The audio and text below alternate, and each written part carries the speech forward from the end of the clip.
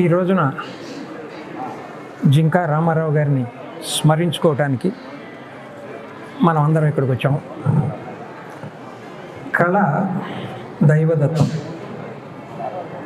దానికి మరణం లేదు, శాశ్వతంగా నిలిచిపోయి ఉండేది కళ. కళాకారుడు కూడా సమాజం యొక్క సంపద. కళాకారుని శరీరం అంతమవుతుందేమో కానీ కళాకారుని లక్ష్యం కానీ సమాజానికి అందించిన ఆ శిల్పాలు కానీ చిత్రాలు కానీ అజరామరంగా ఉండిపోతాయి. అంతరించిపోయే కాలంలో ఆనాడు గీసిన రవివర్మ గారి చిత్రాలు ఈనాటికి కూడా సురక్షితంగా ఉన్నాయి. మరి ఈ ఆధునిక కాలంలో మనకెన్నో సాధనాలు వచ్చాయి. వీటి ద్వారా రామారావు గారి చిత్రాలు ఎప్పటికీ పదిలంగా ఉండిపోతాయి, కొన్ని 100 సంవత్సరాలు దాటిన తర్వాత కూడా. కాబట్టి రామారావు గారు లేరు అని అనుకోవటం చాలా పొరపాటు. కళాకారుడు ఎప్పుడు చిరంజీవిగానే ఉంటారు. వాళ్ళందరూ కూడా ఒక ఉద్దేశం కోసం భగవంతుని చేత ఈ భూమి మీదకి పంపబడతారు. ఆయన అలానే ఉండేవారు, ఎప్పుడు వేసుకుంటూనే బొమ్మలు గీసుకుంటూనే ఉండేవారు. ఆ కుంచెకు రంగు తడి ఆరిపోయేది కాదు, ఎప్పుడు గీస్తూనే ఉంటారు, ఎప్పుడు మేధోమథనం చేస్తూనే ఉంటారు. కొత్త కొత్త ఆలోచనలతో సామాజిక స్పృహతో ఉండేవి వారి చిత్రాలు.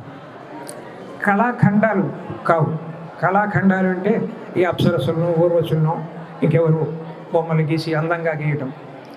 ఆయన గీసిన ప్రతి గీతకు ఒక అర్థం ఉంది, ప్రతి చిత్రానికి కూడా ఒక ప్రయోజనం ఉంది. అది ప్రతి ఒక్కరికి చూస్తే తెలుస్తుంది, సామాజిక స్పృహ కనిపిస్తుంది ఆయన గీసిన ప్రతి చిన్న బొమ్మలో కూడా. అంత అద్భుతమైనటువంటి చిత్రకారుడు మన సత్తెనపల్లిలో ఉండటం మన సత్తెనపల్లి అందరికీ గర్వకారణం.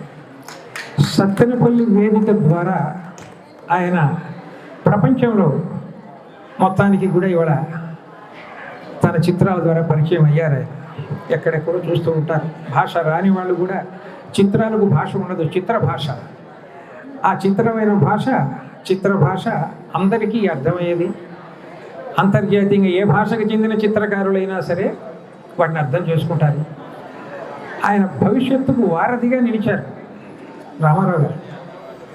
ఈ కాలంలో ఆలోచనలు ఎలా ఉండాలి, ఎలా ఉన్నాయి అని ఒక 100 సంవత్సరాల తర్వాత రామారావు గారి చిత్రాలు చూస్తే మనకు అర్థమవుతుంది. 2020 ఆ ప్రాంతం, 2000 ప్రాంతంలో ఆలోచనలు ఇలా ఉన్నాయా, ఆనాడే ఇంతటి స్పృహ ఉందా అని 100-200 సంవత్సరాల తర్వాత మనుషులు కూడా చూసి వారి చిత్రాల నుంచి ఎన్నో విషయాలు తెలుసుకునేటువంటి అద్భుతమైనటువంటి సాహిత్య సంపదను, చిత్ర సంపదను, సాహిత్య సంపద అంటే ఆయనకు అది కూడా ఉంది. రవీంద్రనాథ్ ఠాగూర్ గారి సాహిత్యాన్ని చిత్ర రూపంలో ఆయన ప్రజెంట్ చేసి అది ఒక కొత్త వరవడిని సృష్టించారు. చిత్రకారులు చాలామంది ఉంటారు, కవులు చాలామంది ఉంటారు, సాహితీవేత్తలు చాలామంది ఉంటారు. ఈయన 2 in 1 కాదు, చాలా ఉన్నాయి ఆయనలో, ఎన్నో కోణాలు ఉన్నాయి. మరి ఒక పక్క ఆయనలో ఉన్న సాహితీవేత్తను అందులో చూపించారు, మరొక పక్క చిత్రకారుడిగా ఆయన ప్రతిభ మనకు కనిపిస్తుంది. నిజంగా రవీంద్రనాథ్ ఠాగూర్ గారికి వారు అందించిన ఆ గీతాంజలి, చిత్రాంజలి చాలా అద్భుతమైనటువంటిది. మరి ఆయన వారసులు ఎవరైనా ఉన్నా లేకపోతే శాంతినికేతనంలో అది చూసినా ఎంతో గర్విస్తారు వాళ్ళందరూ కూడా. ఎందుకంటే రవీంద్రనాథ్ ఠాగూర్ గారి భావాలు ఎంతో సూక్ష్మంగా, నిశితంగా పరిశీలిస్తే కానీ అర్థం కావు. మామూలుగా మనమేవో కథలు చదువుకున్నట్టు చూస్తే అర్థం కావు. ఆయన ఒక కవితలో చెప్తారు రవీంద్రనాథ్ ఠాగూర్ గారు, ఆయనకు ఒక కుక్క ఉండేది. శాంతినికేతనంలో ఉన్నప్పుడు అక్కడి నుంచి ఆయన మధ్యలో విశ్రాంతి తీసుకోవడానికి శ్రీనికేతన్ అని అక్కడి నుంచి ఒక 20 కిలోమీటర్లు ఉంటుంది. అక్కడికి వెళ్ళి ఆ శ్రీనికేతన్లో ఆయన రెస్ట్ తీసుకుంటూ ఉంటే దానికి ఎవరు చెప్పారో తెలియదు, దారి ఎవరు చూపలేదు. అది ఆయన దగ్గరకు శాంతినికేతన్ నుంచి శ్రీనికేతన్కి వచ్చి ఆయన పక్కనే కూర్చుంటుంది. రోజు ఉదయాన్నే ఈయన సూర్యోదయాన్ని దృశ్యాన్ని తిలకిస్తూ ఉంటారు.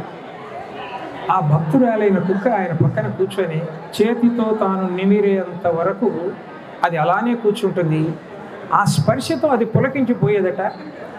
దాని కళ్ళల్లో ఎలా, దాని నోరు లేదు కదా, ఎలాంటి భావాన్ని వ్యక్తపరిచేదంటే ఒక మానవుడు కూడా ఇంకొక మానవుని గురించి అంతగా చెప్పలేరట. ఇది రవీంద్రనాథ్ ఠాగూర్ గారు రాసింది.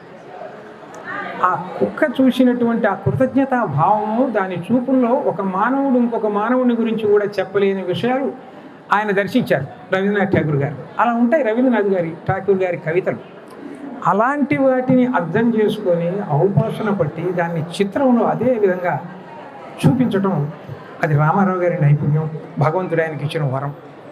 కాబట్టి అలాంటి గొప్ప కళాకారుడు లేరని మనం పొరపాటు కూడా అనుకోకూడదు, ఆ మాట కూడా రాకూడదు. ఆయన ఎప్పటికీ కూడా చిరంజీవే. సత్తెనపల్లిలో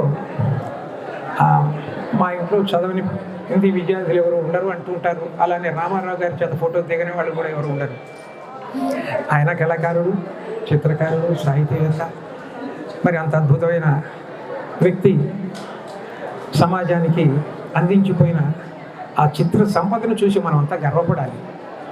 అది 10 కాలాల పాటు పదిలంగా నిలిచిపోతుంది. దాన్ని ఎవరు కూడా ఇవాళ ఏ గజనీలో ఘోరీలో వెనకట్లాగా వచ్చి మన శిల్ప సంపదను నాశనం చేసినట్టు ఎవరు నాశనం చేయలేరు. అవి అజరామరంగా ఉంటాయి. కాబట్టి రామారావు గారి కీర్తి కూడా అజరామరంగా ఉండిపోతుంది. కాబట్టి మనం ఈ రోజున వారి ఆత్మకు శాంతి కలగాలని మనం అందరం కోరుకోవాలి. నేను కూడా మనస్ఫూర్తిగా కోరుకుంటున్నాను. మహానుభావుడు. నమస్తే. ఈ అవకాశం ఇచ్చిన అందరికీ కూడా ధన్యవాదాలు.